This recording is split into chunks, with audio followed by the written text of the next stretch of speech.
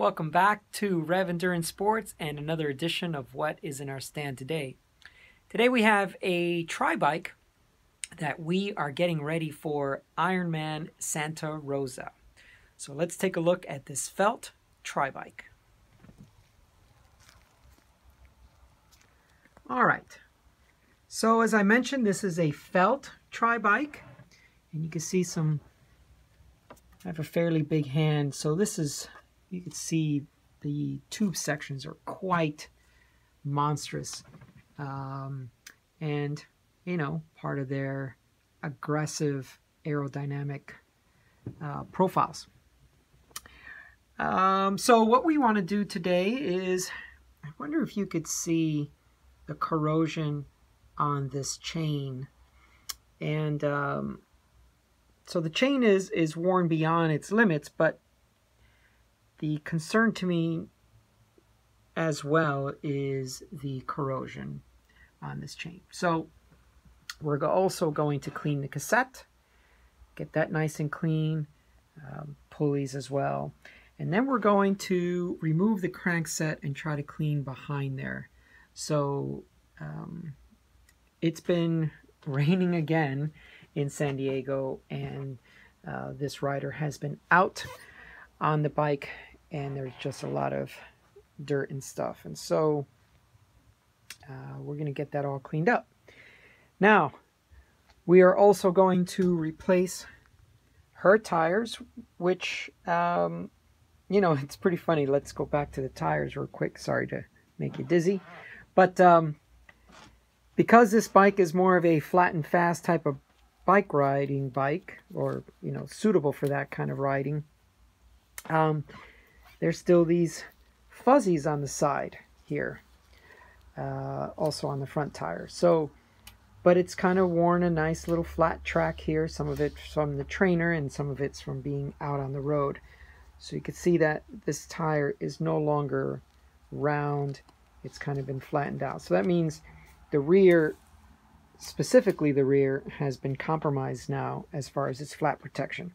So we're going to replace them with the new GP 5000 tire, and we've sold quite a few of these, but what's curtailing some of the sales of this new tire is that the 4000 tire is being blown out at a lot of different stores, and so a lot of people have stocked up on the 4000. Here at my store, I just don't have a lot of 4000 in stock, just because, I just don't keep a lot of stock, but also because some of the sizes, for example, I have some 28s and things like that, they're just not huge mainstream, but all the 25s are gone, and I have a few 23 tires left and a few 28s, and that's okay if those don't get sold, because I'll use the 28s on my tandem. And here's the chain we're going to replace it with.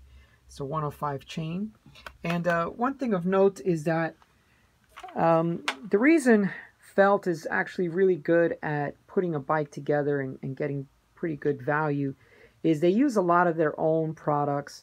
And for example, like these shifters are called a micro shift, so they're not actually Shimano shifters.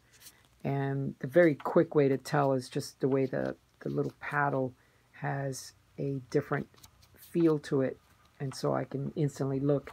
So these are not Shimano, and then a lot of their components, for example, the handlebars, their stem, their wheels are branded Felt.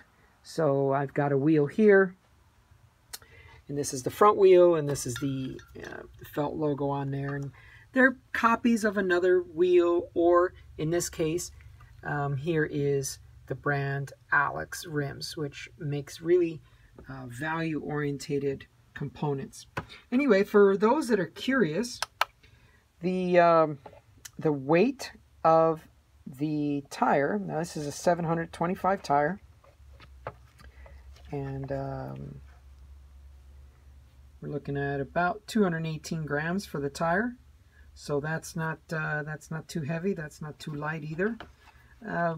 just to give you some perspective, if you're looking at something that's, you know, race only, I mean, this is a very high quality tire. It's their top of the line tire, but you can also use it for training.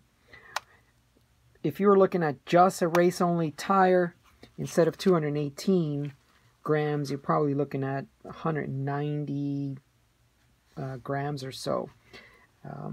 In my opinion, it's just not worth that 20 gram savings, 30 gram savings for a lighter tire, unless, you know, you're fully supported, you've got a race crew vehicle behind you and they can hand you wheels all day long.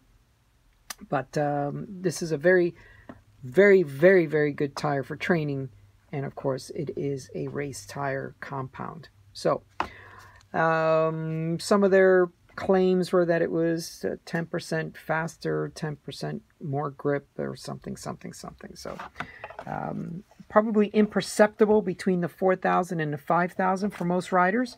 However, one other very important note is that they finally jumped into the tubeless game. So Continental did not have road tubeless until they went to the 5,000 generation of tires. And this rider will definitely notice the difference between the tire that came stock with their bike. Now, what's interesting also is it'll probably be hard to read, but they've got a max pressure of 145. Now, that's upside down, but by the time I get that right side up, you'll get dizzy from all the movement of the camera and the phone.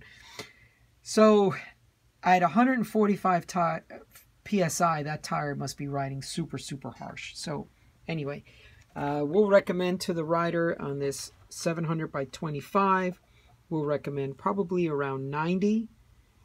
It's going to be run as a tubed tire, and we'll see what she likes at 90 PSI, and then she can go in 5 PSI increments from there. Okay, thank you so much for tuning in. We do appreciate the views and the subscriptions as they keep coming in. And please like, share, make some comments, and you can hit that little bell and get notifications of when I post another video. In the meantime, we will see you on the road.